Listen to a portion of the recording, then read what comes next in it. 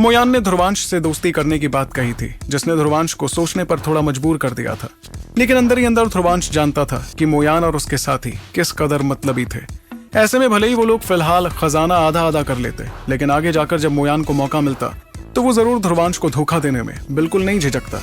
इस बारे में सोचते हुए ध्रुवांश ने साफ अंदाज में कहा, तुम लोगों के पास ज्यादा वक्त बाकी नहीं है, जल्दी फैसला करो कि सीधा रास्ता या फिर। ध्रुवांश को अपनी बात पर सोचते देख मोयान चैन की सांस ले रहा था, लेकिन जब उसे समझ आया कि ध्रुवांश ने उसकी बात मानने से इनकार कर दिया तो उसके चेहरे पर बेइंतहा नाराजगी नजर आने लगी। फिर उसने नारका और अपने बाकी साथियों की तरफ देखा। जाहिर सी बात थी कि उसका कोई इरादा नहीं था ध्रुवांश और उसके साथियों से लड़ने का। इसकी एक बहुत बड़ी वजह तो खुफिया आंगन की आत्मा थी, जिसके सामने हर कोई मजबूर था। तब मजबूरी में अपना हाथ हिलाते हुए मोयान अपने साथियों के साथ वहां से जाने लगा। हर कोई ध्रुवांश के सामने से गुजरते हुए उसे घूर कर देखता जा रहा था, जैसे वो इस बेइज्जती को जल्द भूलने वाले नहीं थे। फिर जैसे ही वो लोग जंगल से बाहर निकलने वाले थे, तब अचानक उन्हें ध्रुवांश की आवाज सुनाई पड़ी, अरे रुको रुको, एक बात तो मैं भूल ही गया। ये सुनते ही मोयान के आगे बढ़ते कदम अचानक थम गए और उसके चेहरे पर और ज्यादा नाराजगी दिखने लगी। उसके बाद वो अपने साथियों के साथ पीछे मुड़ा और उसने गुस्से भरी आवाज में कहा, अब क्या चाहते हो? क्या तुम हम सभी को जान से मारना चाहते हो? ध्यान रखना कि वैसे तो इस प्रतियोगिता में कोई कहे हुए नियम नहीं है, लेकिन यहाँ किसी भी अकादमी के योद्धा को मारना प्रतियोगिता के बाद तुम्हारी अकादमी के लिए बहुत बड़ी मुश्किल खड़ी कर सकता है। इस पर ध्रुवांश ने मुस्कुराते हुए उससे कहा, अरे नहीं नहीं, मैं तुम्हें क्यों मारूंगा यार, मुझे अपनी अकादमी के लिए खामखा कोई दिक्कत नहीं खड़ी करनी है। पर अरण्य महल का उत्तराधिकारी होने के नाते मेरी ये जिम्मेदारी है कि मैं इस दल की चीजें अपने पास रखूं, इसलिए जाते जाते अपनी अरण्य तख्ती मुझे पकड़ा दो। सच बात तो ये थी कि ध्रुवांश को अरण्य महल के बुजुर्ग की बात याद थी। इसका मतलब हर अरण्य तख्ती में उस दल की कोई ना कोई महायान कला मौजूद थी। ऐसे में अगर ध्रुवांश सारी महायान चेतना कलाओं को मिला देता तो उसके पास एक ऐसा हमला तैयार हो जाता जो अच्छे अच्छों की हालत खराब कर देता।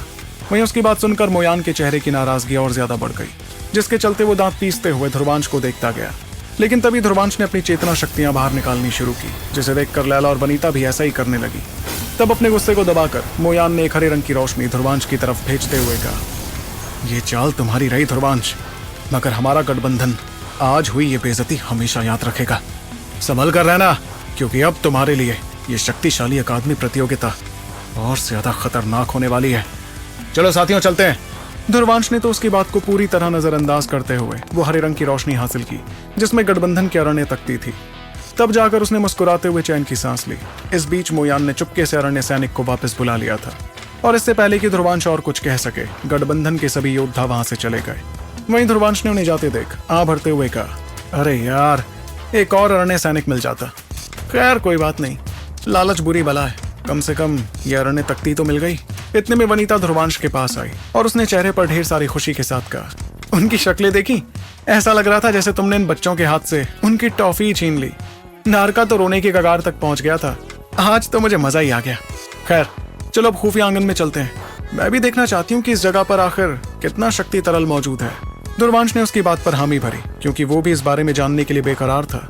उसके बाद ध्रुवांश के इशारे पर खुफिया आंगन की आत्मा ने हाथ लहराया, जिससे वो तीनों खिंचते हुए सीधे उस बेहद प्राचीन इमारत के अंदर जाने लगे। इस दौरान उस इमारत पर बने ढेर सारे निशान भी जगमगाने लगे थे, और देखते ही देखते वो प्राचीन दरवाजा बंद हो गया। अंदर जाकर ध्रुवांश और दोनों लड़कियों ने देखा कि चारों तरफ हरे रंग की रोशनी थी और सामने एक रास्ता बना था। वो रास्ता ज्यादा लंबा नहीं था, इसलिए कुछ ही देर में वो लोग उसके आखिर तक पहुंच गए। वहां पहुंचते ही उन्हें ऐसा कुछ दिखा जिसे देखकर उनकी आंखें हैरानी से भर गईं। दरअसल उनकी नजरों के ठीक सामने एक छोटा सा तालाब मौजूद था, जो अजीबोगरीब अंदाज में हवा में तैर रहा था। उस तालाब का पानी गहरे हरे रंग का था और उसमें बेहद खतरनाक चेतना शक्तियां मौजूद थी। इस बीच उस तालाब में तैरती हुई मछलियां भी दिख रही थी, जो हरे रंग की ही थी। तब ध्रुवांश ने थोड़ी हैरानी के साथ उस तालाब को देखते हुए कहा, शक्ति तरल कहाँ है?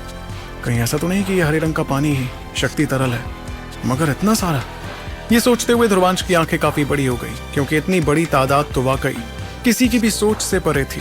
तब वनीता ने गौर करते हुए कुछ महसूस किया और आ भरते हुए कहा, सपना देखते रहो कि इतनी भारी तादाद में भी कभी शक्ति तरल मौजूद होगा। गौर करो, वो मछलियां दिख रही हैं, वही हैं असली शक्ति तरल। वनीता की बात सुनते ही ध्रुवांश का मुंह खुला का खुला रह गया। फिर उसने हरे रंग की मछलियों पर गौर करना शुरू किया, जो बहुत ही ज्यादा छोटी थी। तब उसने थोड़ी हैरानी से कहा, आप माफ करना, लेकिन तरल तो तरल होना चाहिए ना, फिर ये मछली कैसे हो सकता है? वहीं उसकी बात सुनकर वनीता मजबूरी में आ भरने लगी, जबकि लैला ने मुस्कुराते हुए उसे बताया, ध्रुवांश, शक्ति तरल सिर्फ कोई तरल नहीं है, बल्कि उसकी अपनी आत्मा होती है। इसलिए तो वो किसी की आत्मा को इतना शक्तिशाली बनाने में मदद कर पाता है। ऐसे में जो सबसे अव्वल दर्जे का तरल होता है, उसकी आत्मा तो शरीर का रूप भी ले सकती है। एक बार मेरी आंखों के सामने शक्ति रूप की साल भर की मेहनत से तैयार शक्ति तरल की एक बूंद थी। मैं बता भी नहीं सकती कि उस एक बूंद में कितनी ज्यादा चेतना शक्तियां मौजूद थीं। बस ये समझ लो कि इस कदर शक्ति तो ये खुफिया आंगन भी संभाल नहीं पाता। ये सुनते वक्त ध्रुवांश मजबूरी में अपना सर हिला रहा था। वो एक बहुत ही छोटी जगह से आया था, इसलिए उसके पास लैला और वनीता जैसी जानकारी नहीं थी।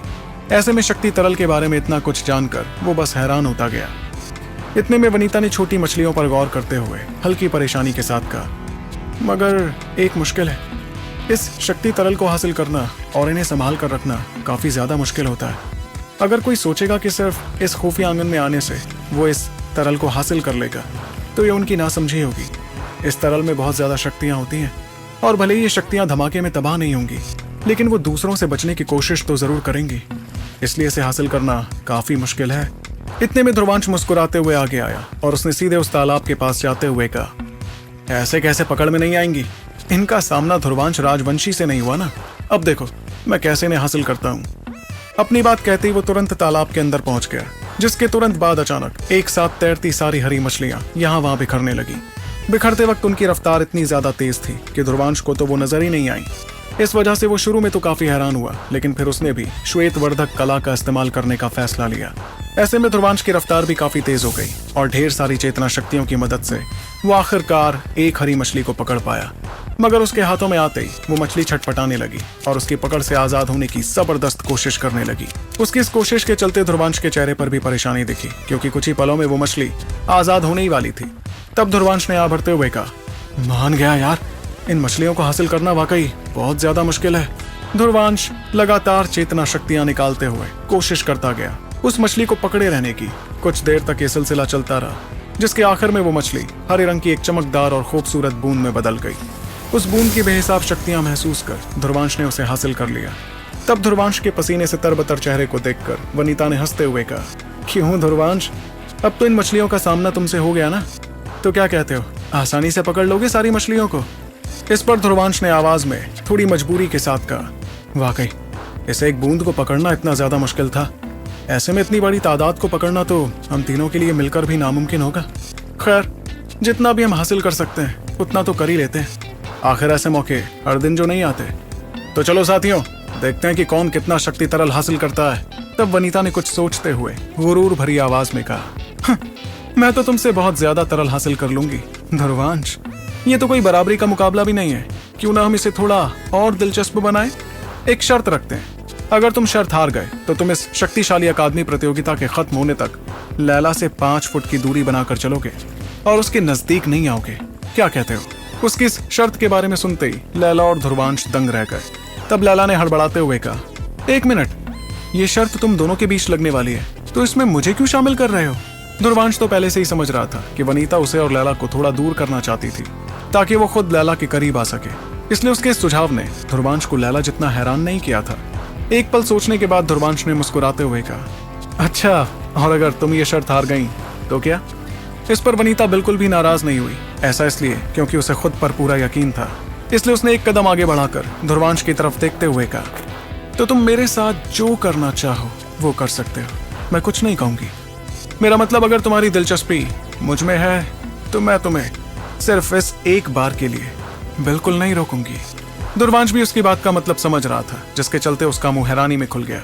फिर उसने चेहरे पर हैरानी के साथ अचानक अपने दिल की बात कही, सच कहूं वनीता, मेरे पास इस दुनिया की सबसे खूबसूरत लड़की है जो मुझसे बहुत प्यार भी करती है।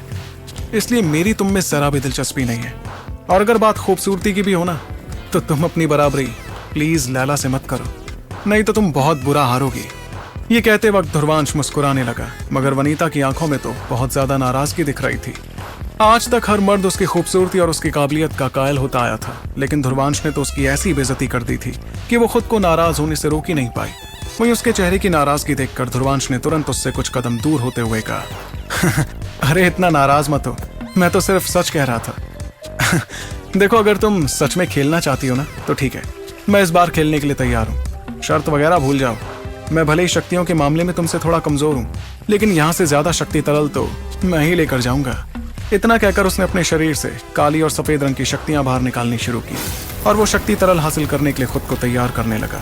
वहीं ध्रुवांश को ऐसा करते देख वनीता भी तुरंत अपनी शक्तियां निकालकर उस छोटे तालाब के पास पहुंच गई। इस बीच लैला अपना सर हिलाने लगी, जिसके बाद उसने कहा, पता नहीं ये दोनों कब बड़े होंगे। फिर तीनों ने अपनी अपनी कोशिशें शुरू कर दी और क्योंकि वनीता की चेतना शक्तियां ज्यादा ताकतवर थीं, इसलिए उसे इसका फायदा भी मिला। महज आधे घंटे में उसके पास 10 से भी ज्यादा शक्ति तरल की बूंदें इकट्ठा हो गई थी। इस बात का गुरूर उसके चेहरे पर भी साफ झलक रहा था। उसके बाद जब उसने ध्रुवांश की तरफ देखा तो उसे दिखा कि ध्रुवांश फिलहाल अपने हाथों की सील बदल रहा था। वो भी तरल इकट्ठा तो कर ही रहा था, बस उसकी रफ्तार वनीता से काफी कम थी। मगर सबसे खतरनाक तो थी लैला की रफ्तार। तीनों में सबसे देरी से उसने अपनी कोशिश शुरू की थी, मगर लराविया तलवार के एक शक्तिशाली हमले से उसने सीधे 10 बूंदें अपने नाम कर ली थीं। यह देखकर ध्रुवांश आं भरने लगा कि तभी उसके कानों में लैला की आवाज पड़ी, ध्रुवांश, उसे जीतने मत देना, वरना वो तुम्हारा जीना मुश्किल कर देगी। इस पर ध्रुवांश मजबूरी में अपना सर हिलाने लगा, जिसके बाद उसने दोबारा शक्ति तरल हासिल करने की अपनी कोशिश जारी रखी। वो आंखें बंद करके अपने हाथों की सील बदलता जा रहा था, जिसके बाद अचानक उसके शरीर से विजय स्तंभ बाहर निकल आया। विजय स्तंभ पर इस वक्त चमकदार और रहस्यमयी दिखती लकीरें थी, जिसमें से बेहद खतरनाक शक्तियां बाहर निकलने लगी। ये पहली बार था जब वनीता ध्रुवांश के विजय स्तंभ को देख रही थी, इसलिए उसने हैरानी भरी आवाज में कहा, यह अजीब सा मीनार आखिर है क्या? फिर ध्रुवांश सील बदलता गया, जिसके चलते विजय स्तंभ में से काले रंग की रोशनी बाहर निकलती गई। वो रोशनी सीधे तालाब में पड़ते हुए उसकी मछलियों को एक एक करके अपने अंदर खींचती जा रही थी। इस दौरान वो मछलियां छूटने की बहुत कोशिश कर रही थीं, लेकिन विजय स्तंभ की ताकत के सामने वो कुछ नहीं कर पाई। इसी तरह अगले 20 मिनट के अंदर अंदर ध्रुवांश के पास भी शक्ति तरल की 10 बूंदें इकट्ठा हो गईं। उसके बाद उसने एक नजर वनीता की तरफ देखा, जिसके चेहरे पर हैरानी दिख रही थी। जाहिर सी बात थी कि वो भी ध्रुवांश की इस रफ्तार से काफी ज्यादा दंग रह गई थी, मगर फिर उसने भी अपनी हैरानी काबू कर शक्ति तरल की बूंदों को हासिल करते रहना जारी रखा। उसे ऐसा करते देख ध्रुवांश मुस्कुराने लगा, जिसके बाद वो भी वापस अपने काम में लग गया। उस प्राचीन इमारत के अंदर तीनों योद्धाओं के बीच मुकाबला होता गया कि कौन ज्यादा शक्ति तरल हासिल कर पाएगा। धीरे धीरे वक्त गुजरता रहा और तालाब में मौजूद मछलियां कम होती गईं। एक बात तो साफ हो गई थी कि चाहे उन तीनों में कोई भी क्यों ना जीतता, खुफिया आंगन में आने का सबसे ज्यादा फायदा तो उन तीनों को ही हुआ था। तो क्या होगा जब ध्रुवांश और उसके साथी शक्ति तरल हासिल करके बाहर जाएंगे, और क्या कोई बड़ी मुश्किल उनका इंतजार कर रही है? जानने के लिए आपको सुनना होगा सुपर योद्धा, सिर्फ आपके अपने पॉकेट एफएम पर। तकरीबन आधे दिन तक शक्तियों से भरपूर वो छोटी मछलियां पकड़ने के बाद अचानक उन तीनों ने देखा कि उस तालाब में एक अजीब सी हलचल होने लगी। इस हलचल के तुरंत बाद उसमें मौजूद बाकी छोटी मछलियां एक झटके में गायब हो गई। ये देखकर ध्रुवांश ने चेहरे पर परेशानी के साथ कहा, ये क्या हो गया? तालाब में तो अभी और मछलियां बाकी थी, फिर ये अचानक कहाँ चली गई? इस पर लैला भी कुछ देर के लिए सोचती रही, जिसके बाद उसने कहा, मुझे लगता है कि इस तालाब में किसी ने एक हद तय की होगी शक्ति तरल हासिल करने की, इसलिए जैसे हमने वो हद छू ली तो बाकी का तरल अपने आप गायब हो गया। लेकिन वनीता ने तो चेहरे पर नाखुशी और नाराजगी के साथ तालाब की तरफ देखते हुए कहा, लेकिन ये तो बहुत गलत है, मैं अभी भी खुश नहीं हुई हूँ शक्ति तरल हासिल कर। अगर ये तालाब मेरे रास्ते में आएगा तो मैं इसे भी अपने साथ ले जाऊंगी। ये कहती अचानक उसने अपने भाले से ढेर सारी सुनहरी रोशनी निकालनी शुरू की, जो सामने दिखते तालाब पर चमकने लगी। मगर जैसी वो रोशनी तालाब में गई तो अगले पल वो जोर जोर से कांपते हुए पूरी तरह गायब हो गई। जब वनीता ने ऐसा होते देखा तो उसके चेहरे पर बेइंतहा हैरानी नजर आने लगी, जिसके चलते उसने कहा, ये कैसे हुआ? इस तालाब ने मेरी इतनी शक्तिशाली शक्तियां कैसे गायब कर ली? एक मिनट, कहीं ये तालाब अपने आप में कोई खास खजाना तो नहीं? उसकी इस बात को सुनकर ध्रुवांश भी एक पल के लिए सहम गया। जिस तालाब में इतना ज्यादा शक्ति तरल था, वो तालाब भी अगर एक खजाना था, इसका मतलब उस तालाब को हासिल करने पर तो किसी के पास कभी ना खत्म होने वाला शक्ति तरल हो जाता। इस बारे में सोचते हुए ध्रुवांश धीरे से उस तालाब के पास आया और उसने उसे छूते हुए उसके चारों तरफ घूमना शुरू कर दिया। तब उसके हाथों में एक उभरी हुई चीज महसूस हुई, जिसे देखकर ध्रुवांश को पता चला कि वो कुछ लफ्ज लिखे थे। इन लफ्जों को पढ़ते हुए ध्रुवांश ने कहा, ये कोई तालाब नहीं है दोस्तों, इस पर तो लिखा है कि ये एक शक्ति तरल प्याला है। और ये होता क्या है? ध्रुवांश के चेहरे पर हैरानी थी, क्योंकि उसने पहली बार ऐसा कोई नाम सुना था। मगर जैसे ही उसके मुंह से वो नाम निकला तो लैला और वनीता के चेहरों का रंग भी बदल गया। तब वनीता ने हैरत भरी आवाज में पूछा, क्या कहा तुमने? इस पर शक्ति तरल प्याला लिखा हुआ है, लेकिन ऐसा कैसे हो सकता है? यह सुनते ही ध्रुवांश ने तुरंत अपनी नजर घुमाई और लैला और वनीता के चेहरों की बेहिसाब हैरानी को देखा। उनकी हैरानी तो ध्रुवांश की हैरानी से भी ज्यादा थी, मगर वनीता की बातों में कुछ महसूस करते हुए ध्रुवांश ने पूछा। तुम दोनों के तोते क्यों उड़ गए हैं? शक्ति तरल प्याला क्या होता है? कोई बड़ी ही खास चीज है क्या? इस पर वनीता ने अपना सर हिलाया और ध्रुवांश की बात का जवाब देना शुरू किया। लैला, ये लड़का सच में अनपढ़ है यार, इसे तो कुछ भी नहीं पता। छोड़ो, अब अंगूर खट्टे ही हैं तो क्या ही कर सकते हैं। ध्रुवांश, प्राचीन वक्त में एक बड़ी खास प्रजाति होती थी। इस प्रजाति का नाम था शक्ति पलट प्रजाति। ये प्रजाति एक खास तरीके का खजाना तैयार करना जानती थी, जो चेतना शक्तियों को सोखकर उनका इस्तेमाल कर सकता था। इन लोगों की प्रजाति का सबसे अनोखा खजाना था शक्ति तरल प्याला। इस प्याले के जरिए चेतना शक्तियों का इस्तेमाल शक्ति तरल बनाने में किया जा सकता है। ये सुनते वक्त ध्रुवांश के चेहरे की हैरानी और ज्यादा बढ़ गई और उसने तुरंत कहा, क्या सच में किसी भी तरह की चेतना शक्ति इस प्याले में जाकर शक्ति तरल में बदल जाती है? इस तरह तो कभी इसमें से शक्ति तरल खत्म होगा ही नहीं। इतने में पास ही खड़ी लैला ने ध्रुवांश की हैरानी देखकर उसे बताया, मगर ऐसे शक्ति तरल प्याले की कीमत कोई सोच भी नहीं सकता। मैं बस इतना जानती हूँ कि ऐसा प्याला तो हमारा लड़ाविया दल तक खरीद नहीं सकता। देखा जाए तो ये कोई खास खजाना नहीं बल्कि अद्भुत खजाना है, ऐसा खजाना जिसकी बराबरी कोई कर ही नहीं सकता। इस दौरान ध्रुवांश की हैरानी धीरे धीरे परेशानी में बदलने लगी। अगर वाकई वो चीज इतनी ज्यादा खास थी, तब तो बड़े से बड़े योद्धा उसे हासिल करने के लिए किसी भी हद तक चले जाते, लेकिन अब तक कोई इसे हासिल शायद इसलिए नहीं कर पाया क्योंकि किसी को इस प्याले के यहाँ होने की खबर ही नहीं थी। जिस दौरान ध्रुवांश इस बारे में सोच रहा था, उतने में वनीता भी उन उभरे हुए लफ्जों को गौर से देखने लगी। तब उसने कुछ समझते हुए कहा, हमारे सामने जो ये प्याला है वो असली शक्ति तरल प्याला नहीं है। मैं मानती हूँ कि प्राचीन वक्त में अरण्य महल सबसे शक्तिशाली दलों में गिना जाता था, लेकिन वो लेवीरिया का सबसे ताकतवर दल बिल्कुल नहीं था। मैंने तुम्हें बताया था ना कि अरण्य महल तो इस विशाल महाद्वीप के सिर्फ एक किनारे पर राज कर पाया था। ऐसे में अरण्य महल कभी एक असली शक्ति तरल प्याला तो हासिल कर ही नहीं पाता। इसलिए हमारे सामने जो ये प्याला है वो जरूर नकली प्याला है। मैं उसकी बात पर ध्रुवांश ने आ बढ़ते हुए कहा, असली हो या नकली, है तो ये भी बेहद असरदार और शक्तिशाली।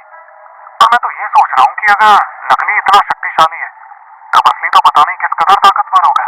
इतने में लैला ने भी वो लफ्ज पढ़े और ध्रुवांश को बताया, वनीता जो कह रही है वो बिल्कुल सही है।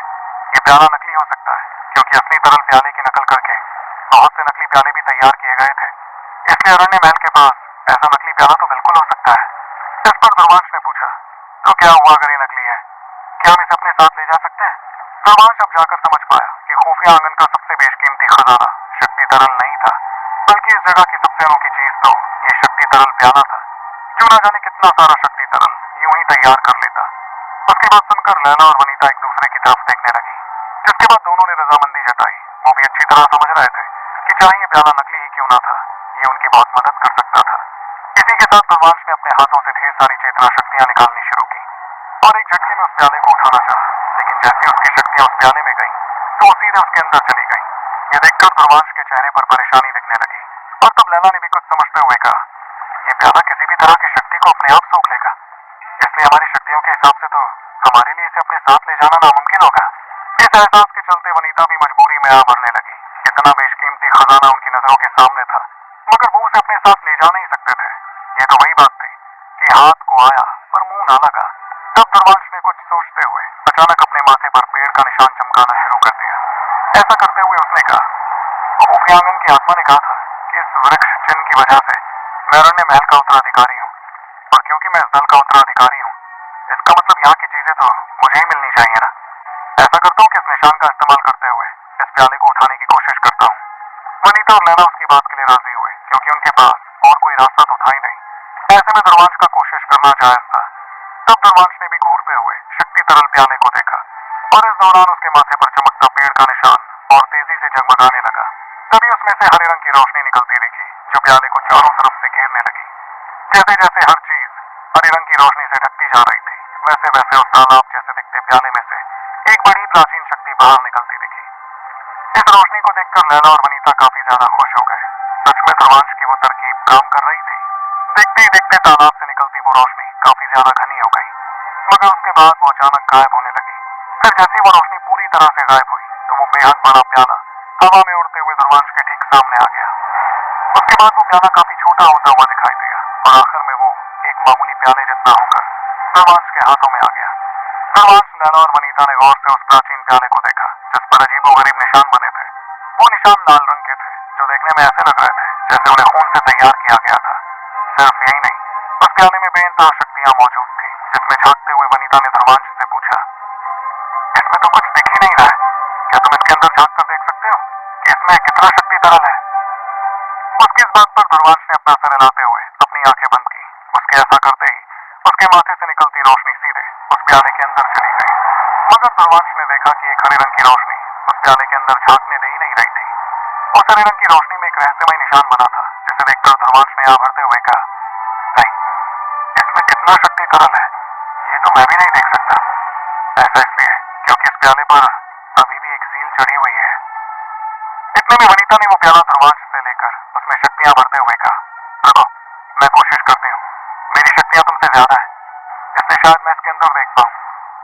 ऐसा करते हुए वो ढेर सारी चेतना शक्तियों का इस्तेमाल कर उस प्याले के अंदर झांकने की कोशिश करने लगी। मगर एक पल बाद उसे पता चला कि वो न सिर्फ अपनी इस कोशिश में नाकाम रही, बल्कि उसकी वो शक्तियां उस प्याले के अंदर जाकर गायब भी हो गई थी।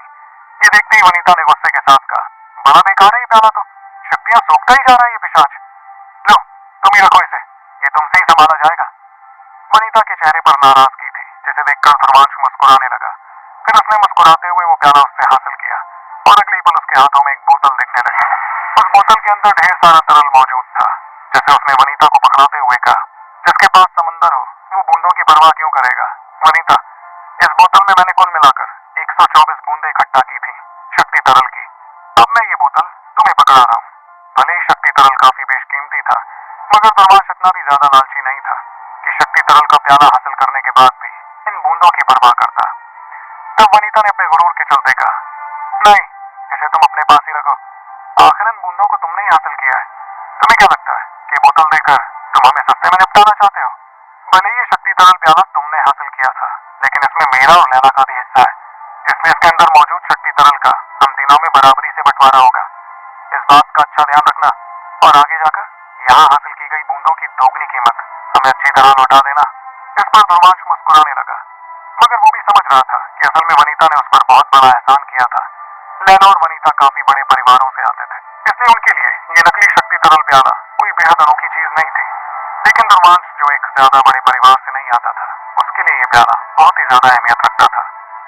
इतने में ध्रुवांश मुस्कुराते हुए लैला की तरफ देखने लगा। फिर लैला ने उससे कहा, चलो ध्रुवांश, अब यहाँ से चलते हैं, हमें यहाँ काफी वक्त हो गया है। बेचारे रूहान और बाकी लोग खामखा हमारे लिए परेशान हो रहे होंगे। उसकी बात सुनकर ध्रुवांश ने भी अपना सर हिलाते हुए हामी भरी, जिसके बाद वो तीनों वहां से बेझिझक जाने लगे। जब वो तीनों खुफिया आंगन से बाहर निकले तो उस जगह के दरवाजे बंद हो गए और वो पहले जैसा ही लगने लगा। बाहर आते ही उन तीनों ने अपनी रफ्तार काफी तेज कर ली थी, क्योंकि अब तो गठबंधन के योद्धा वहां मौजूद भी नहीं थे। ऊपर से अब तो वो तीनों चेतना शक्तियां भी इस्तेमाल कर सकते थे, इसलिए तकरीबन 10 मिनट बाद वो लोग नुकीले पेड़ों को पार करते हुए जंगल के बाहर पहुंच गए। बाहर निकलते ही तीनों अपनी अपनी पूरी चेतना शक्तियां महसूस कर पा रहे थे, जिसे महसूस कर वनिता ने कहा, क्या एहसास है इन शक्तियों का? इतने में ध्रुवांश भी मुस्कुराते हुए सामने की तरफ देखने लगा, मगर जब उसे चेतना शक्तियों की हलचल महसूस हुई तो उसके चेहरे का रंग बदलने लगा। तब लैला ने भी इस हलचल को महसूस किया और चेहरे पर परेशानी के साथ कहा, आखिर वहां हो क्या रहा है? और रूहान और बाकी लोग कहाँ गए? कहीं गठबंधन के योद्धाओं ने उन्हें... लैला के चेहरे पर परेशानी साफ दिख रही थी और उसे अपने साथियों की काफी फिक्र हुई। लेकिन उन तीनों के वहां आने पर अचानक ढेर सारी हवाएं चलने लगी और तभी ध्रुवांश ने देखा कि रूहान और उनके बाकी साथी तेजी से उनके पास आ गए। उन लोगों को देखकर तीनों की जान में जान आई और तब रूहान ने कहा, अच्छा हुआ तुम बाहर आ गए, हमें तो तुम्हारी काफी फिक्र सताने लगी थी। इस पर ध्रुवांश ने चैन की सांस ली, मगर फिर शक्तियों की हलचल महसूस करते हुए पूछा, ये आखिर हो क्या रहा है रूहान? शक्तियों की ऐसी हलचल से तो लगता है कि आसपास बहुत से गुट मौजूद हैं। और उसके सवाल पर पहले तो रूहान ने उन तीनों को हैरानी भरी नजरों से देखा, जिसके बाद उसने कहा, थोड़ी देर पहले गठबंधन के सभी योद्धा जंगल से बाहर आ गए थे। उनके चेहरों पर काफी खींच और नाराजगी दिख रही थी। कहीं तुम लोगों ने ही तो उन्हें खदेड़ कर बाहर नहीं भगाया था? और बिना शक्तियों के तुमने ऐसा किया कैसे? ध्रुवांश ने उसके सवाल का कोई जवाब नहीं दिया और तब रूहान ने मुद्दे पर आते हुए कहा, खैर, वजह जो भी हो, गठबंधन के योद्धा बाहर आकर काफी नाराज दिख रहे थे, इसलिए हम सभी मौका देखकर छुप गए ताकि वो हमारा पता न लगा पाए। मगर फिर हमने छुपते हुए देखा कि गठबंधन के योद्धा इस इलाके में खबरें फैलाने लगे। उन्होंने इस बात का ऐलान कर दिया कि जिस खुफिया आंगन से वो लोग आए थे वहां बहुत भारी तादाद में शक्ति तरल मौजूद है और ये शक्ति तरल अरण्य महल न जाने कितनी सदियों से इकट्ठा करता आ रहा है। ऊपर से उन्होंने सभी से यह भी कह दिया कि इतनी बड़ी तादाद में शक्ति तरल तुम तीनों ने हासिल कर लिया है, इसलिए अब इस इलाके में मौजूद सारे गुट लालच भरे इरादों के साथ तुम तीनों के बाहर आने का इंतजार कर रहे हैं। वैसे तो वो अभी तक इस जंगल में आए नहीं है, लेकिन ऐसे लोगों की तादाद फिलहाल काफी बड़ी हो गई है। तो आखिर कैसे सामना करेंगे ध्रुवांश और उसके साथी इतने सारे ताकतवर गुटों का? जानने के लिए आपको सुनना होगा सुपर योद्धा, सिर्फ आपके अपने पॉकेट एफएम पर। ध्रुवांश और दोनों लड़कियों को खुफिया आंगन के जंगल से बाहर आने पर रूहान ने बताया कि किस तरह बहुत से गुट उन लोगों को ढूंढते जा रहे थे।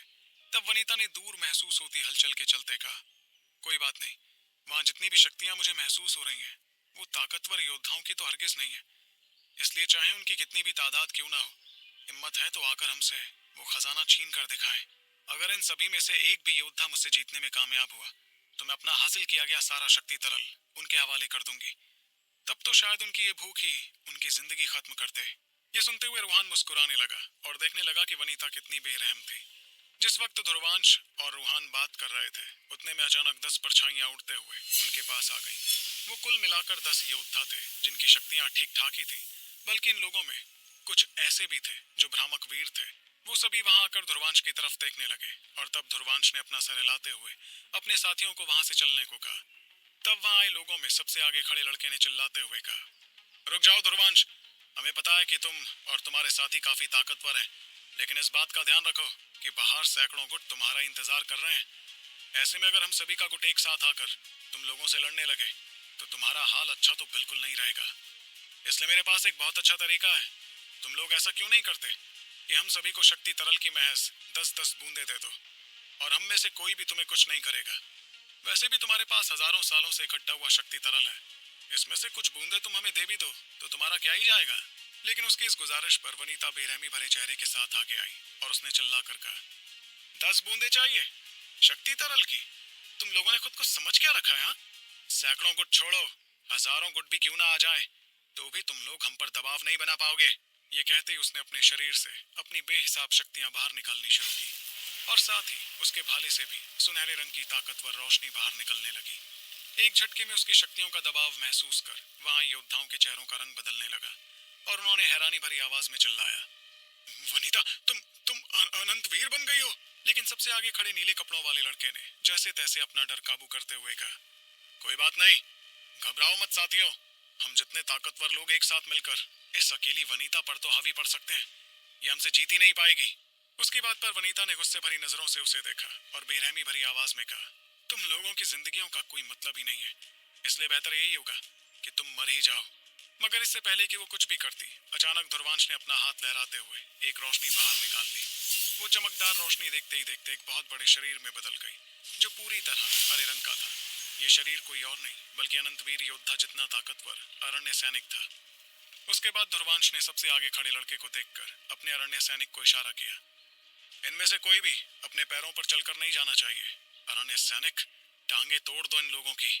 और उसने जैसे ये कहा तो वो अरण्य सैनिक खूंखार इरादे के साथ वहां मौजूद योद्धाओं को देखने लगा।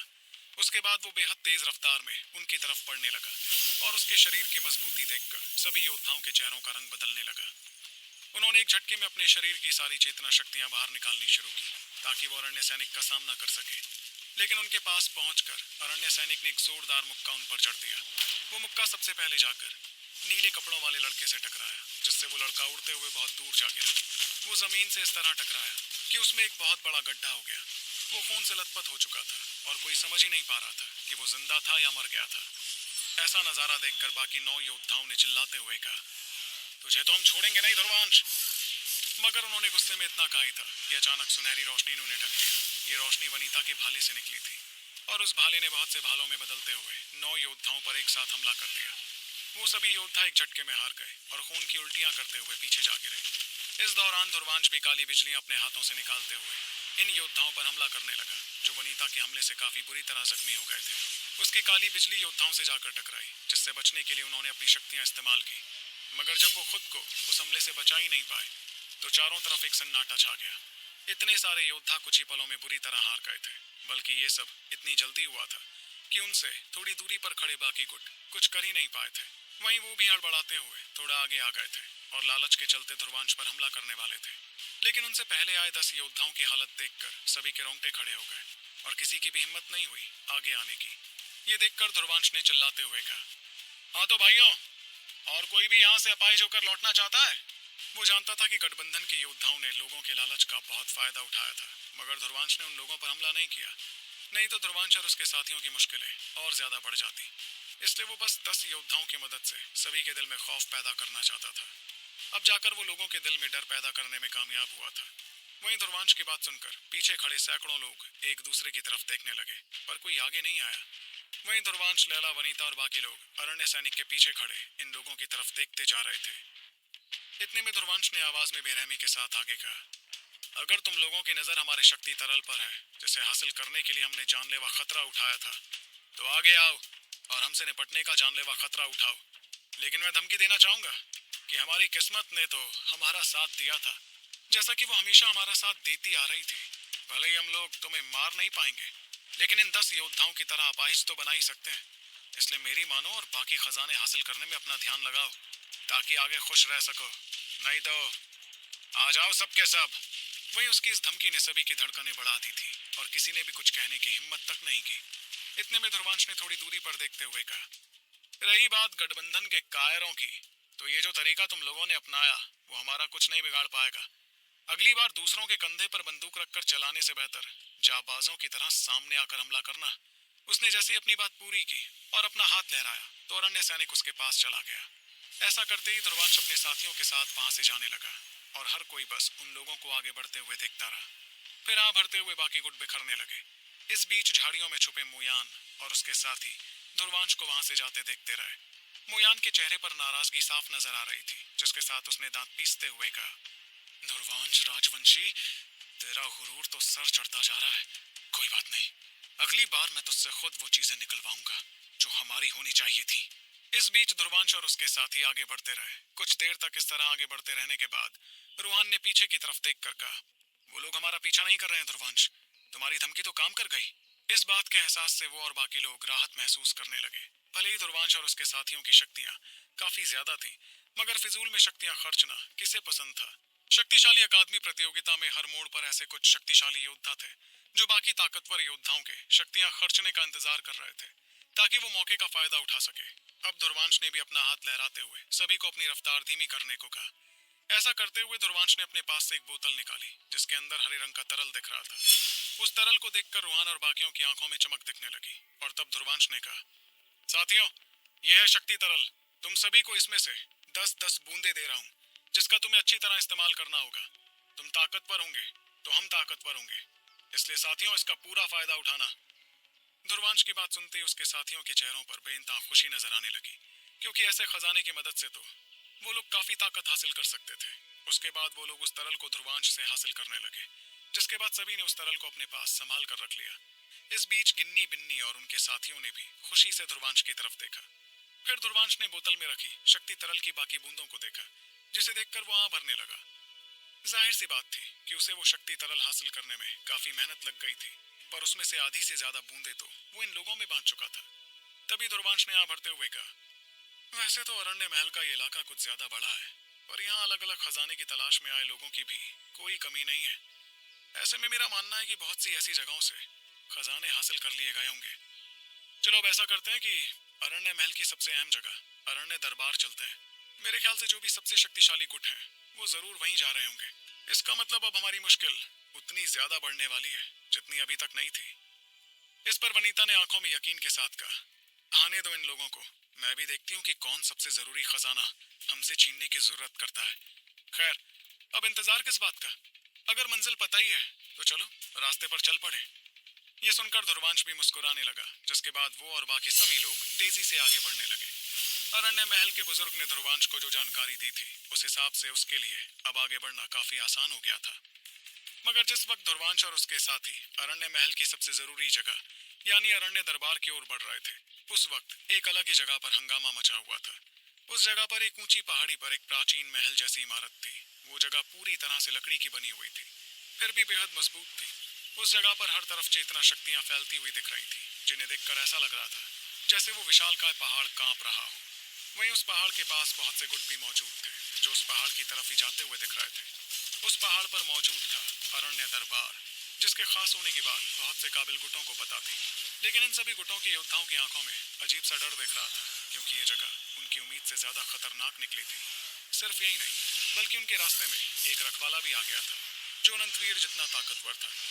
ऐसे रखवाले के होते हुए कोई भी अब तक अरण्य महल के दरबार तक नहीं पहुंच पाया, लेकिन आधे दिन की मशक्कत के बाद लाल कपड़ों वाले कुछ योद्धा वहां पहुंचे। उस इलाके में आकर वो सीधे आगे बढ़ते रहे, जैसे कोई भी ताकत उन्हें रोक नहीं सकती थी। इस दौरान हर कोई ये देखकर दंग रह गया कि अनंतवीर रैंक का रखवाला तक उन्हें रोकने में कामयाब नहीं हुआ और उन्होंने उसे हरा दिया। इस बीच लाल कपड़ों वाले उस गुट में सबसे आगे खड़े योद्धा ने चेहरे पर खुशी के साथ कहा, इस दरबार में तो वाकई बहुत से खजाने होंगे। यहाँ आकर हमने सच में बहुत अच्छा किया। अब बस तलाश है इस दरबार के अंदर जाकर सबसे बेशकीमती खजाने की। अपनी बात कहकर उसकी नजर दरबार के सबसे गहरे हिस्से की तरफ हुई, जिसके बाद उस लड़के ने मुस्कुराते हुए कहा, वो ध्रुवांश और उसके साथी भी काफी काबिल निकले। मैंने सुना कि वो खुफिया आंगन लूटने में कामयाब हुए। अगर मेरा मानना सही है तो वो अब यहाँ अरण्य दरबार की तरफ ही आ रहे होंगे। काफी दिलचस्प है ये हालात। देखो, अगर वो चुपचाप मुझे शक्ति तरल थमा देता है तो मैं उसे जिंदा छोड़ दूंगा। इस पर पास ही खड़े एक लड़के ने चेहरे पर मजबूरी के साथ कहा, इस ख्याल को तो भूल ही जाओ। मेरी मानो, उसे एक भी मौका मत दो और सीधे खत्म ही कर दो। नहीं तो अगर उसके शातिर दिमाग ने खेल खेल लिया ना तो हमारी मुश्किलें बढ़ जाएंगी। उसकी बात सुनकर सबसे आगे खड़े लड़के के चेहरे की मुस्कुराहट और ज्यादा खूंखार हो गई, मगर फिर वो अपने साथियों को इशारा करते हुए आगे की तरफ जाने लगा। इस बीच ध्रुवांश और उसके साथियों ने रास्ते में कहीं भी रुकना ठीक नहीं समझा और वो लगातार आगे बढ़ते रहे। जब थोड़ी देर बाद वो लोग अरण्य दरबार के पास पहुंच गए तो आसपास होता हंगामा देखने लगे। ऐसा करने में उन्हें आधा दिन लग गया था, जिस वजह से अब सूरज पूरी तरह ढल चुका था। तब ध्रुवांश ने शक्तियों से जगमगाती पहाड़ी की तरफ देखा, जहाँ एक बेहद प्राचीन इमारत नजर आ रही थी। उस इमारत को देखते हुए ध्रुवांश के चेहरे पर हल्की हैरानी दिख रही थी। वो इमारत हरे रंग की थी और हजारों फुट बड़ी थी। तब ध्रुवांश ने आ भरते हुए कहा, वाकई ये अरण्य दरबार तो कमाल लग रहा है। ऐसी आलीशान जगह तो मैंने इस पूरे इलाके में नहीं देखी। जरा सोचो, अगर प्राचीन वक्त में ये ऐसी इमारत बना सकते थे तो आज अगर वो दल जिंदा होता तो पता नहीं ताकत का कौन सा मुकाम हासिल कर चुका होता। इस बीच ध्रुवांश ये भी देख रहा था कि उस इलाके में बहुत से गुट मौजूद थे जो दरबार के अंदर जाने की कोशिश में लगे थे। इन गुटों को देखकर ध्रुवांश ने कुछ सोचते हुए कहा, ऐसा करते हैं, फिलहाल तो थोड़ा इंतजार करते हैं और यहाँ के हालात देखते हैं। जल्दबाजी करना, वो भी इतनी अहम जगह पर, हमसे शायद कोई गलती करा दे। तो क्या होगा जब ध्रुवांश और उसके साथी पहुंचेंगे अरण्य दरबार के अंदर, और कौन है वो लाल कपड़ों वाला जो बेसब्री से इंतजार कर रहा है ध्रुवांश और उसके साथियों का, जानने के लिए आपको सुनना होगा सुपर योद्धा, सिर्फ आपके अपने पॉकेट एफएम पर। ध्रुवांश और उसके साथी एक पहाड़ी के पास पहुंच गए थे, जहां उन्हें एक बड़ी खतरनाक शक्ति महसूस हो रही थी। उस पहाड़ी पर ही मौजूद था अरण्य दरबार, जिसकी तलाश में वो सभी यहाँ पहुंचे थे। तब ध्रुवांश ने आसपास नजरें घुमाते हुए कहा, अरण्य दरबार तक पहुंचना बिल्कुल भी आसान नहीं है। इस जगह पर मुझे कवच दिख रहा है जो काफी पहले तैयार किया गया है। इस कवच में मौजूद रहस्यमय निशानों को देखकर तो लग रहा है कि इसे तोड़ना, वो भी सिर्फ हम लोगों की ताकत से, काफी मुश्किल होगा। ऊपर से अपनी शक्तियां खर्च करके हमें यहाँ मौजूद बाकी गुटों को भी तो संभालना होगा, जो कवच के टूटने पर दरबार में जाना चाहेंगे। धीरे धीरे और बहुत से लोग वहां आने लगे और सभी के चेहरों पर एक ही मुश्किल थी कि आखिर कौन उस कवच को तोड़ना चाहता। देखा जाए तो वो कवच बहुत ज्यादा ताकतवर तो नहीं था, फिर भी उसे पूरी तरह तोड़ने में किसी एक गुट की काफी ज्यादा शक्तियां खर्च हो जाती और इसका फायदा बाकी के गुट उठा लेते। इसलिए कोई भी गुट आगे आकर ये काम करने को तैयार नहीं था। जैसे जैसे वहां लोग बढ़ते गए वैसे वैसे उनकी नजर पहाड़ी पर दिखते अरण्य दरबार पर ही पड़ रही थी। तभी ध्रुवांश ने अपनी नजरें घुमाते हुए वीर बलिदानी अकादमी से आए गुट को देखा, जिसे देखकर वो मजबूरी में आ भरने लगा। ऐसा इसलिए क्योंकि उस गुट में सबसे आगे खड़ी थी आद्रा, जिससे ध्रुवांश की पुरानी दुश्मनी थी। उसे देखकर ध्रुवांश मजबूर दिखने लगा। तब वनीता ने भी अपनी नजर उस ओर की और जैसे उसे आद्रा नजर आई तो उसने हंसते हुए कहा, अरे वाह, किस्मत ने तुम दोनों को एक बार फिर से मिला दिया ध्रुवांश। लगता है कि तुम्हारा नसीब कुछ और ही चाहता है। ये सुनते वक्त ध्रुवांश भी मजबूरी में अपना सर हिलाता गया। जाहिर सी बात थी कि इससे पहले तो वो जैसे तैसे आद्रा से बच गया था, लेकिन हर बार आद्रा का गुस्सा इतना शांत नहीं होता। वहीं जब आद्रा ने भी ध्रुवांश को देखा तो उसके चेहरे पर बेहिसाब नाराजगी दिखने लगी, पर उसने तो अपनी नजरें फेरते हुए ध्रुवांश को नजरअंदाज ही कर दिया। उसके बाद कुछ और गुट भी वहां पहुंच गए, जिन लोगों में धर्मपाल अकादमी के आशकान और उसके गुट वाले भी थे। तब वनीता ने भी आशकान की तरफ देखकर चेहरे पर हल्की हैरानी के साथ कहा, आशकान की शक्तियां पहले से ज्यादा हो गई हैं। लगता है कि इसे भी कोई बेहद खास खजाना हासिल हो गया है। अब आशकान भी एक अनंत वीर बन चुका है। इस बात की हैरानी ध्रुवांश के चेहरे पर भी थी, क्योंकि वो भी आशकान की बढ़ी हुई शक्तियों को महसूस कर पा रहा था। इस बीच आशकान भी ध्रुवांश की तरफ देखने लगा और उसने गुस्से में अपने दांत पीसने शुरू किए। तभी वहां हवा के कुछ झोंके सुनाई दिए और सभी ने देखा कि एक बेहद बड़ा झुंड जिसमें बहुत से शक्तिशाली योद्धा मौजूद थे तेजी से वहां पहुंचे। उन्हें देखकर ही हर किसी को समझ आ गया कि इतना बड़ा झुंड अकादमियों के गठबंधन के सिवा और किसका हो सकता था। झुंड में सबसे आगे खड़े थे मोयान, लबंगा और नारका। मगर तभी ध्रुवांश ने ऐसा कुछ देखा जिसे देखते ही उसके चेहरे का रंग बदलने लगा। आखिर इन लोगों के साथ ऐसा क्या हुआ? इन लोगों के तो एक एक हाथ ही कट गए। इतनी बेरहमी तो हमने भी नहीं दिखाई थी यार। फिर कौन सा ऐसा गुट था जो इतने बड़े झुंड के लीडर्स की इतनी बुरी हालत कर पाया? इस बीच मोयान और बाकी योद्धा गुस्से और जानलेवा इरादे के साथ ध्रुवांश को देखते गए। तब ध्रुवांश ने कुछ सोचते हुए आगे कहा, ऐसा लगता है कि खुफिया आंगन के बाद ये लोग किसी और बेहद खतरनाक जगह पर गए थे जहां इन्हें अपने हाथ गंवाने पड़ गए। लेकिन इसके बावजूद इनकी आंखों में डर नहीं दिख रहा है। क्या इसका मतलब है कि इन्हें भी कोई खास खजाना हासिल हो गया? तब उसके पास ही खड़ी वनीता ने भी एक नजर गठबंधन के तीनों लीडर्स की तरफ देखते हुए कहा, अरण्य महल के इलाके में जगह जगह पर तरह तरह के खजाने मौजूद हैं ध्रुवांश। हो सकता है कि इन लोगों को कोई बड़ी अजीब मगर ताकतवर चीज मिल गई हो। मेरे ख्याल से हमें इन लोगों से थोड़ा संभल कर ही रहना चाहिए, क्योंकि खतरा उसका नहीं जो पता होता है, बल्कि असली खतरा तो उसका होता है जिसके बारे में हम कुछ नहीं जानते। उसकी बात से इत्तेफाक रखते हुए ध्रुवांश भी अपना सर हिलाने लगा। मौका कोई ऐसी चीज नहीं थी जो सिर्फ ध्रुवांश और उसके साथियों को ही मिलता। दूसरी तरफ जैसे जैसे वो इलाका शोर शराबे से भरता गया, वैसे वैसे एक बड़ा ही रहस्यमयी गुट अपनी खूनी शक्तियां बाहर निकालने लगा।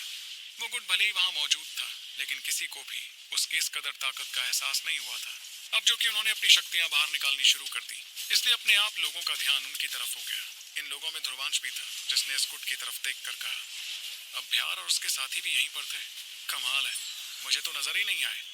इस बीच लैला की आंखों में भी खूंखार इरादा दिख रहा था, जिसके साथ वो अभ्यार की तरफ देखती गई। तब अभ्यार ने भी आसपास नजरें घुमाते हुए लैला और ध्रुवांश से कहा, क्या बात है ध्रुवांश, लैला, नसीब एक बार फिर हमें आमने सामने ले ही आया। तब ध्रुवांश ने एक बार फिर अपनी नजरें घुमाई और हल्की परेशानी के साथ कहा, साथियों, बात ऐसी है कि यहाँ मौजूद गठबंधन वाले, धर्मपाल अकादमी वाले और अभ्यार और उसके साथी सभी जरूर हमें ही निशाना बनाने वाले हैं।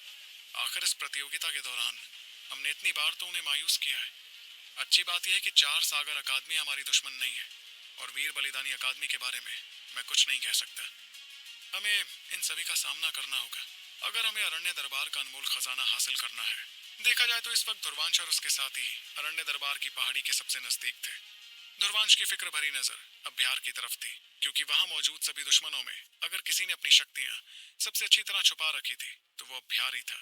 ऊपर से वो चार देव दलों में से एक में आता था, जिस वजह से उसके पास काफी सारे हुक्म के इक्के भी होते। वो लोग एक दूसरे को देख ही रहे थे कि अचानक पहाड़ी के ऊपर बने दरबार में एक बड़ी अजीब आवाज सुनाई पड़ी। ये आवाज घंटी की आवाज थी, जो कुछ देर के लिए तो बजती रही। इस घंटी के बजने के बाद आसपास मौजूद कवच कमजोर पड़ने लगा, और हर कोई देख रहा था कि कुछ ही पलों बाद वो कवच पूरी तरह गायब हो गया। ये देखते ही अनगिनत योद्धाओं ने तेजी से आगे बढ़ते हुए कहा, दरबार हमारे जाने के लिए खुल चुका है, चलो जल्दी चलते हैं। और जैसे ही उसने ये बात कही तो ना जाने कितने योद्धा एक साथ आगे बढ़ने लगे और सीधे दरबार की तरफ गए। सबसे आगे खड़े ध्रुवांश और उसके साथियों ने भी जरा भी वक्त जाया नहीं किया, और वो भी अरण्य दरबार की तरफ बढ़े। पर पहाड़ी की चोटी पर काफी ज्यादा कुदरती शक्तियां मौजूद थी, इसलिए जब कोई योद्धा ध्रुवांश और बाकियों से पहले पहाड़ की चोटी पर पहुंचा तो एक धमाके के साथ वो पीछे हो गया। ये देखकर ध्रुवांश ने अपनी रफ्तार थोड़ी धीमी की। इसी तरह और बहुत से योद्धा हड़बड़ाकर पहाड़ की चोटी पर पहुंचे, मगर वो भी चोटी पर होते धमाकों से बच नहीं पाए। इस दौरान ध्रुवांश की तरफ भी एक ताकतवर हमला आया, लेकिन उसने तुरंत बिजली देव शरीर और काली बिजलियों का इस्तेमाल कर जैसे तैसे खुद को उस हमले से बचाया। इसके बावजूद उसके शरीर को एक जोरदार झटका लगा और वो कुछ कदम पीछे हो गया। फिर उसने खुद को संभाल कर दोबारा पहाड़ की चोटी की तरफ जाना शुरू किया। उसके साथी भी उसके साथ ही चल रहे थे, और अब हर कोई इन धमाकों से बचने की कोशिश करता गया। इस बीच बहुत से लोग तो खून की उल्टी करते हुए आगे बढ़ने के लायक भी नहीं रहे, क्योंकि उन पर हुए हमले इतने भारी थे। मगर ऐसे भी कुछ लोग थे जो बखूबी हमलों से बचते हुए दरबार के पास पहुंच गए थे। इस दौरान ध्रुवांश भी श्वेत वर्धक कला का इस्तेमाल कर अपनी रफ्तार और तेज करने लगा, और आखिर में वो भी दरबार के पास पहुंच गया। उसे ऐसा करते देख लैला और वनीता ने भी अपनी रफ्तार ज्यादा से ज्यादा की, और वो दोनों भी ध्रुवांश के पास पहुंच गईं। इस बीच रूहान और बाकियों की रफ्तार धीमी थी, क्योंकि उनके लिए हमलों से बचना काफी मुश्किल साबित हो रहा था। ध्रुवांश ने अपनी नजरें घुमाते हुए आसपास देखा, और उसे देखा कि अभ्यार, आशकान, मोयान और बाकी लोग भी पहाड़ी पर आने में कामयाब हो गए थे। जब सभी लोग वहां पहुंच गए तो एक बार फिर वो कवच चमकने लगा और उसमें से धमाके होने लगे। उस कवच के दोबारा मजबूत होने पर अब और कोई दरबार के करीब पहुंच ही नहीं पा रहा था। लेकिन तभी दरबार के ठीक बाहर एक अजीब सी हरे रंग की दीवार तैयार होने लगी, जिसके आर पार देखा जा सकता था। वो दीवार एक रहस्यमयी हरे रंग की रोशनी से तैयार हुई थी, जो बड़ी ही ताकतवर थी। उस दीवार को इस तरह अचानक तैयार होते देख बहुत से लोगों के चेहरों पर हैरानी नजर आने लगी। इन हैरान लोगों में ध्रुवांश भी शामिल था। पर तभी लैला ने कुछ समझते हुए कहा, ये तो हरी बिजली है। उसकी ये बात सुनते ही ध्रुवांश ने तुरंत वहां तैयार हुई दीवार को देखा, जिसमें अनगिनत छोटी छोटी बिजलियां तैरती नजर आ रही थीं। मगर इन बिजलियों की ताकत से अच्छे अच्छों के चेहरों का रंग बदलने लगा। जिस तरह काली बिजली हुआ करती थी, वैसे ही हरी बिजली भी थी। ये बिजली खास तौर पर ऐसी जगहों पर मौजूद थी जहां लकड़ी की कुदरती शक्तियां बेहिसाब तादाद में थी। तब ध्रुवांश ने भी उस बिजली से जुड़ा खतरा महसूस कर धीमी आवाज में कहा, वाकई अरण्य दरबार में घुसना बिल्कुल आसान नहीं है। वहां मौजूद सभी योद्धा बड़ी मेहनत के बाद यहाँ तक आने में कामयाब हुए थे, लेकिन अब जाकर उन्हें देखा कि यहाँ तो एक और बड़ी चुनौती उनका इंतजार कर रही थी। तभी अचानक हरे रंग की दीवार से ढेर सारी बिजलियां बाहर आने लगी, जो देखते ही देखते एक शरीर में बदल गई। वो शरीर पूरी तरह बिजलियों से बना था और उसने गरजती हुई आवाज में कहा, जो भी योद्धा अरण्य दरबार में घुसना चाहते हैं, उन्हें सबसे पहले हमारे दल की पवित्र बिजली यानी हरी बिजली से खुद को शुद्ध करना होगा। बिजलियों से तैयार हुए उस शरीर की बात सुनकर लोगों के चेहरों पर और ज्यादा परेशानी दिखने लगी। हर कोई उस बिजली से बचने के तरीके के बारे में सोच रहा था, लेकिन यहाँ तो उन्हें पता चला कि दरबार में जाने के लिए उन्हें इस बिजलियों से होकर ही गुजरना पड़ता। बल्कि इस कदर खतरनाक बिजली तो लोगों की जिंदगियां खत्म करने के भी काबिल थी। इस बीच ध्रुवांश के चेहरे पर भी काफी ज्यादा परेशानी दिखती रही। पर इससे पहले कि वो कुछ कहता, उसने देखा कि अचानक हरी बिजलियों का शरीर उसकी तरफ देखने लगा। फिर उसने ध्रुवांश पर गौर करते हुए कहा, अच्छा, तो यहाँ उत्तराधिकारी भी मौजूद है। किसी उत्तराधिकारी को तो बाकियों से 10 गुना ज्यादा वक्त तक इस बिजली को झेलना होगा, क्योंकि हमारे दल के खजाने का सबसे बड़ा दावेदार उत्तराधिकारी ही है। और जैसे ही ध्रुवांश के कानों में उसकी बातें पड़ी, तो जैसे उसका चेहरा पूरी तरह सिकुड़ गया। इस एहसास के साथ उसने बौखलाते हुए कहा, अरे ये हरी बिजली पागल हो गई है क्या? 10 गुना ज्यादा वक्त, वो भी ऐसी खतरनाक और जानलेवा जगह पर। इससे अच्छा तो मुझे मार ही डालो ना। वैसे तो लोगों के चेहरों पर काफी ज्यादा परेशानी थी, लेकिन जब उन्होंने सुना कि किसी को उनसे 10 गुना ज्यादा वक्त इन जानलेवा बिजलियों के बीच बिताना था, तो हर कोई सुकून महसूस करने लगा। भले ही कोई नहीं जानता था कि उत्तराधिकारी लफ्ज के मायने क्या थे, लेकिन उनकी नजर में वहां जो भी उत्तराधिकारी मौजूद था, उसकी तो शामत आ गई थी। इतने में अचानक उस हरे रंग की दीवार में से ढेर सारी बिजलियां बाहर आने लगी और उन्होंने देखते ही देखते ध्रुवांश को चारों तरफ से घेर लिया। ये देखते ही ध्रुवांश को समझ आया कि अब उसके पास भागने का रास्ता भी नहीं बचा था। इस बीच हैरानी के साथ लोग ध्रुवांश को देखने लगे। वहीं आशकान और बाकी लोग भी हैरान थे कि ध्रुवांश को इस तरह बिजलियों से क्यों घेरा जा रहा था। फिर वो इस बात से बेहद खुश भी हुए, क्योंकि अब ध्रुवांश को जानलेवा खतरे और बेइंतहा दर्द से होकर गुजरना पड़ता। जाहिर सी बात थी कि एक दुश्मन की बदकिस्मती पर सबसे ज्यादा खुश उसका दुश्मन ही होता था। ध्रुवांश को इन लोगों की नजर से बहुत गुस्सा आ रहा था, मगर वो चाह कर भी कुछ नहीं कर पाया। लेकिन इस दौरान उसने एक ऐसी चीज देखी जिसे देखते ही उसके चेहरे का रंग पूरी तरह से बदल गया। ऐसा इसलिए क्योंकि हरी बिजलियों से तैयार दीवार से एक बार फिर हरी बिजलियां बाहर आने लगी और वहां मौजूद एक और शख्स को हर तरफ से घेरने लगी। इन बिजलियों के चलते वो शख्स भी ध्रुवांश की तरह कैद हो गया था, जिससे साफ हो गया कि उत्तराधिकारी सिर्फ ध्रुवांश नहीं था। फिर जब ध्रुवांश ने उस शख्स की तरफ देखा, तो उसने हल्की परेशानी और हैरानी के साथ कहा, अभ्यार? इसका मतलब अभ्यार भी अरण्य महल की अमानत का उत्तराधिकारी है। जिस वक्त ध्रुवांश अभ्यार को देखकर इतना ज्यादा परेशान हो रहा था, वहीं उसके बगल में खड़ी लैला और वनीता ने भी ऐसी हरकत होते देखी। उनके चेहरों पर भी काफी ज्यादा हैरानी दिख रही थी, क्योंकि उन्होंने भी अपने सपने में भी नहीं सोचा था कि अभ्यार भी ध्रुवांश की ही तरह अरण्य महल की अमानत का उत्तराधिकारी हो सकता था।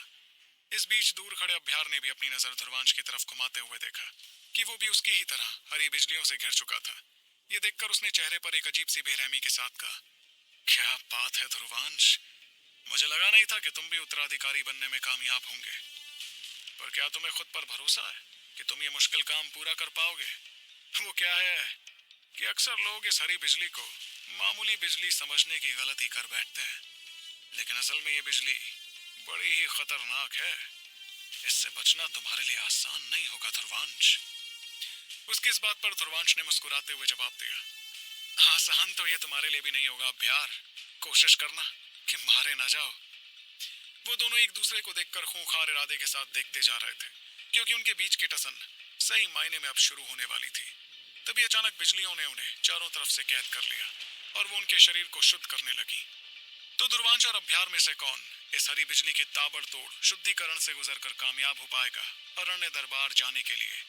जानने के लिए आपको सुनना होगा सुपर योद्धा, सिर्फ आपके अपने पॉकेट एफएम पर।